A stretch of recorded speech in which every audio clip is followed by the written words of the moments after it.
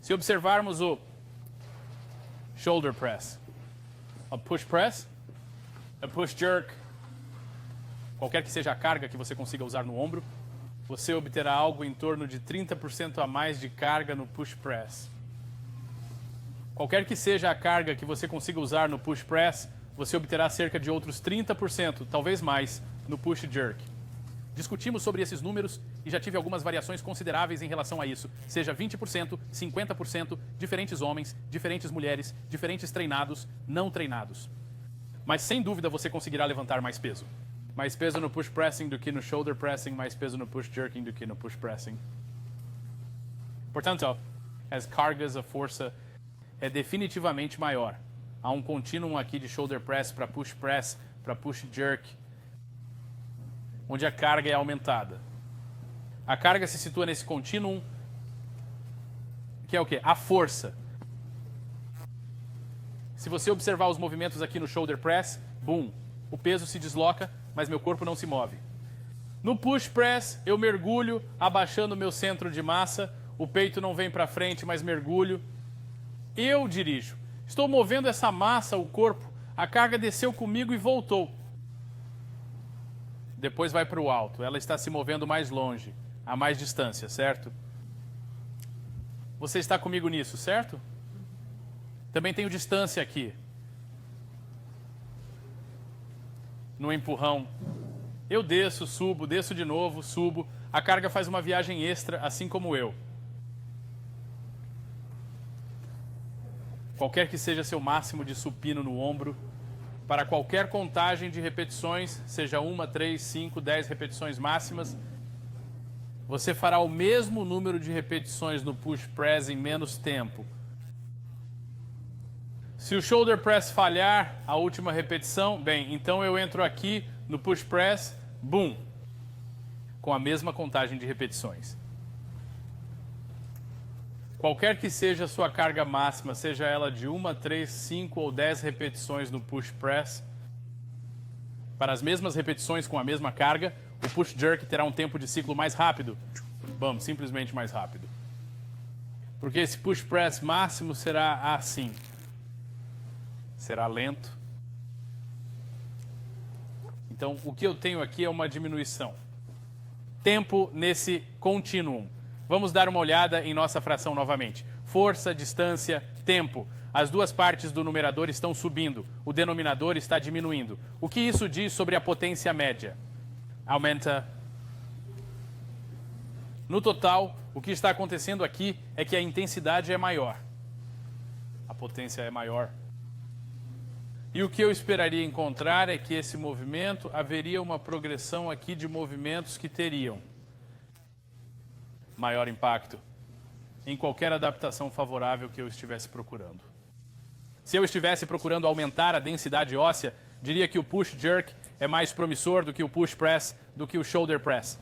E se eu estivesse procurando obter a frequência cardíaca máxima, posso garantir que você obterá frequências cardíacas mais altas no push jerk do que no push press, do que no shoulder press. E quanto à coordenação, precisão, agilidade e equilíbrio, esses componentes neurológicos. Há, sem dúvida, mais atletismo aqui, mais qualidades de todo o corpo. Eu faria uma lista enorme e longa de atributos que se situam nesse contínuo 1. Atleticismo, potência, intensidade, habilidade.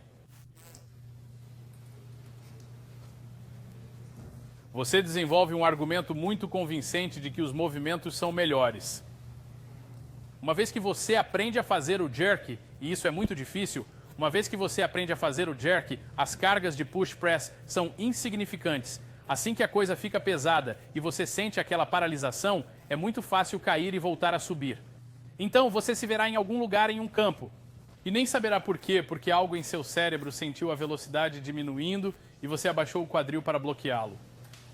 E quando você sabe como fazer força na prensa, nunca, nem mesmo um saquinho de areia para gatos que você vai colocar em uma prateleira, parece totalmente antinatural travar a seção média e fazer força. Quero dizer, basta colocá-lo lá em cima.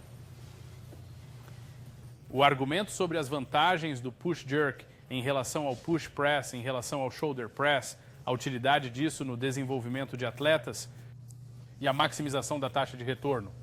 Para qualquer pessoa, independentemente de seus objetivos declarados, a física aqui, a fisiologia aqui, é perfeitamente análoga até o último detalhe da diferença de valor entre o keeping pull-up e o strict pull-up. Rígida, você pode repetir isso? Sim, sim. Todas as vantagens fisiológicas e físicas do push jerk em relação ao push press, em relação ao shoulder press, são encontradas novamente ao observar a diferença entre o keeping pull-up e o strict pull-up.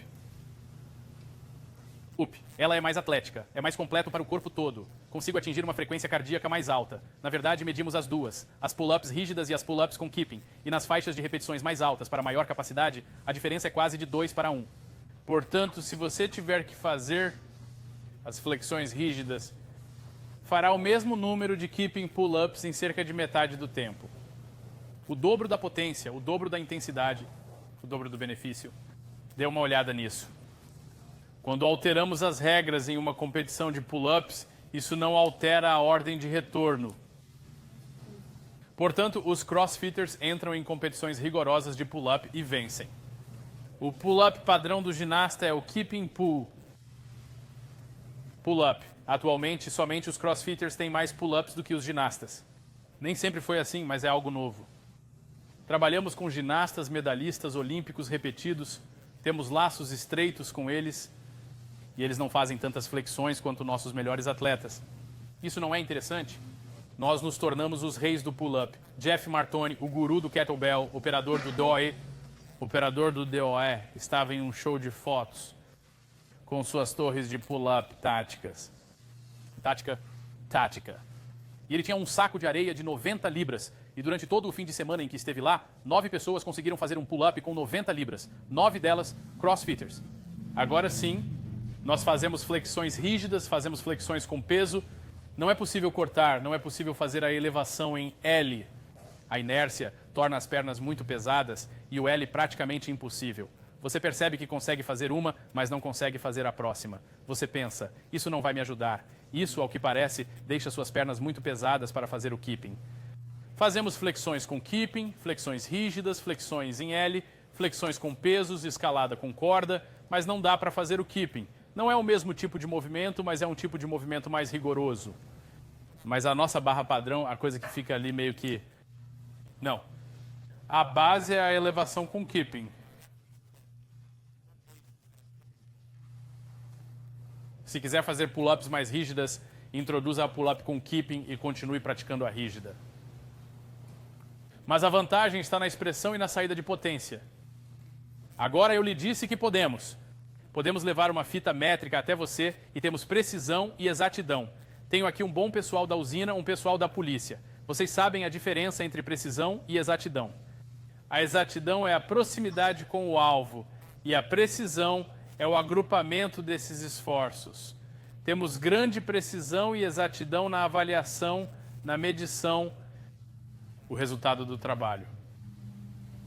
E como sabemos disso? Bem, eu meço o centro de massa e o deslocamento de alguém, tiro 5 medidas, saio da sala e peço para outra pessoa fazer isso. Depois, olhamos para ela e pensamos, cara, estamos na mesma marca. O erro de arredondamento, a variação é menor do que o erro de arredondamento. Qual é a precisão de sua balança? Bastante precisa. E a precisão também é ótima. E o relógio? Muito bom hoje em dia. Então, destilamos esses números e obtemos a potência de saída. Podemos medir facilmente o diferencial em termos de tempo de saída. E o resultado final é um ponto de dados para cada exercício que sugere a capacidade de trabalho. E isso começa a se parecer com o seguinte. Posso colocar o tempo neste eixo e a potência aqui. E o que posso fazer é obter vários pontos de dados de diferentes modalidades, diferentes esforços. Por exemplo, para um esforço de 5 segundos, podem ser 2 puxadas no remador Concept 2. Posso obter a potência a partir disso. Pode ser o peso que você consegue levantar e sacar. Pode ser o peso máximo que você consegue levantar. E posso jogar esse jogo em várias modalidades de treinamento usar 10 coisas diferentes em 5 minutos, 10 coisas diferentes em 3 minutos, 10 coisas diferentes em 5 segundos, 10 coisas diferentes em 1 hora, e obter esses dados aqui, obter essas peças, encontrar uma média e traçar uma curva para sua potência de saída. E o que sabemos, o que podemos dizer agora, é que essa área sob a curva define bem sua capacidade física. De fato, o que percebemos é que o que estamos fazendo aqui, o que estamos desenvolvendo, é aumentar a capacidade de trabalho, e é disso que se trata. Se essa altura, esse eixo Y, representa a potência nesse período, a área abaixo é o trabalho. Para aqueles que têm formação em matemática, estamos integrando a curva de potência, que é o trabalho.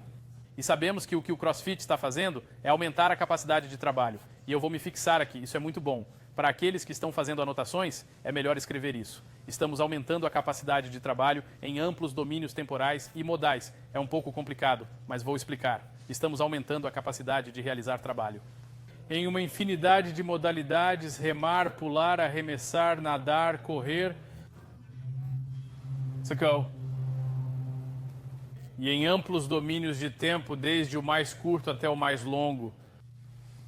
Os domínios modais variam de acordo com protocolos esperançosamente do que movimento funcional. Thruster, clean, pull-up, escalada com corda, Fran, Helen, Luda. Arremesso, tudo isso é bom. Posso medir o trabalho.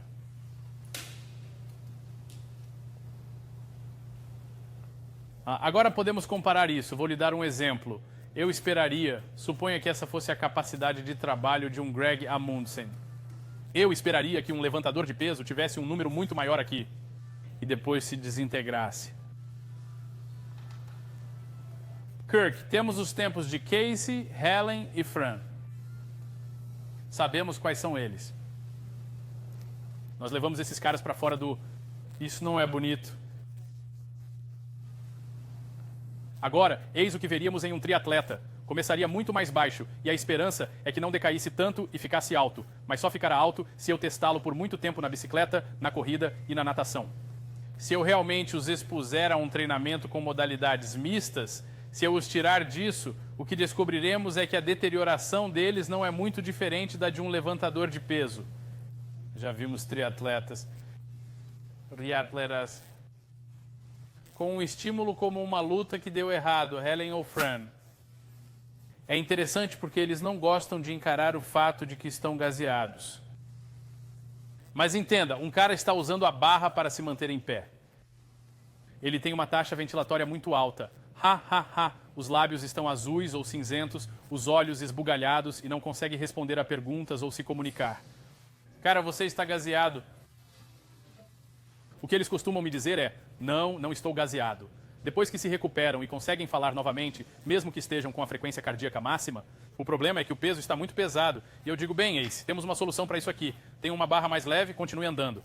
Você consegue mais 5 repetições e veja, suponha que seja push, jerk out e o thruster. Esse último peso, boom, vai para a cabeça e eles levantam a barra e estão respirando com dificuldade.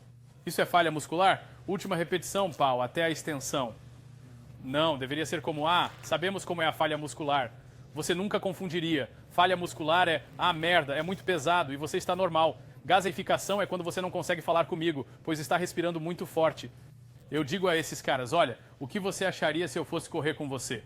Depois de algumas voltas na pista, eu disse, ei, tenho que pará-lo. É claro que, veja, você pode ver que estou sem fôlego. E você está com aquele olhar de pânico e cianose. E eu lhe disse, não estou com gases, é que a pista é muito longa.